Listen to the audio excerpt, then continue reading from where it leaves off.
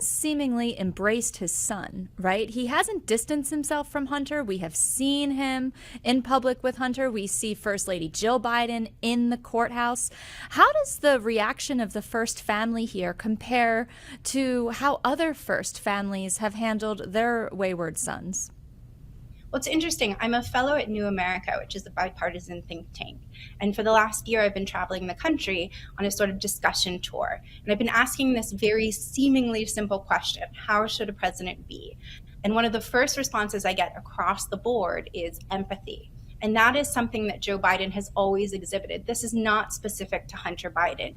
He wells up on the campaign trail in a really authentic way that you don't normally see when presidents or aspiring presidents are eating ice cream and funnel cakes and shaking hands. He has always been known for his ability to connect with people. So it's not at all surprising that he is there for his son. He talks to almost all his grandchildren every single day, and he's got quite a lot. This is a large Catholic family. And so what we see again are these consistent behaviors from both presidential candidates, both a current and a former president, but both incumbents. And we see them really telling us and showing us who they are. And that's a really important thing for voters to look at. Being by your son's side and saying, I love him, as Biden did during the initial debate with Trump before he was elected. We saw Trump repeatedly attack Biden for Hunter, and this was before the charges. And Biden, I remember he touched his chest, but he said, my son, my son, my son. You see the incredible love that he has for all of his family. It's not surprising, but never has he said he's innocent. He hasn't made excuses, and he hasn't tried to cut a deal.